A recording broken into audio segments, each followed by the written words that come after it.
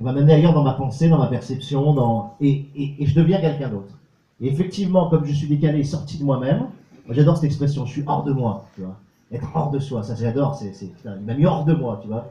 On devrait remercier les gens qui nous mettent hors de nous, tu vois, parce que c'est là que ça devient intéressant, tu vois, parce qu'on va vers l'inconnu, on va vers l'autre, on va vers quelque chose qui va nous changer, quoi.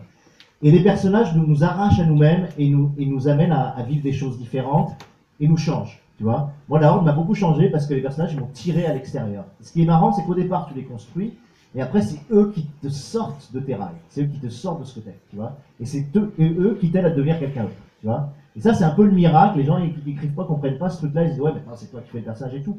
Ouais, tu le fais. Moi, je me souviens, sur la Horde, les 9 premiers mois, il m'a fallu 9 mois pour rentrer dans tous les persos.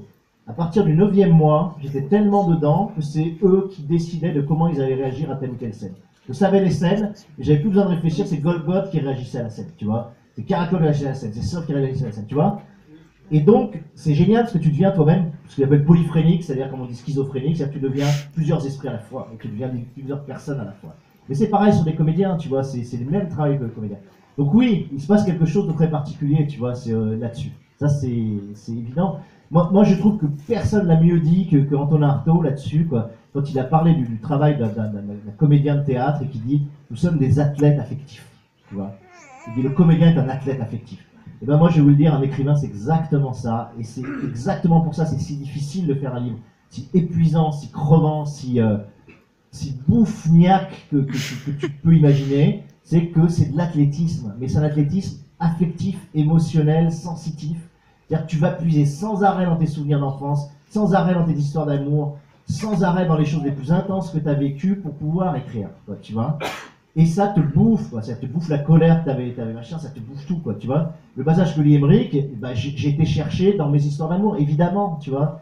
Et ça m'épuise et ça me bouffe, et c'est de l'athlétisme d'aller chercher ces moments-là parce que je consomme de la matière émotionnelle qui est en moi, tu vois, et que je suis obligé d'aller retrouver.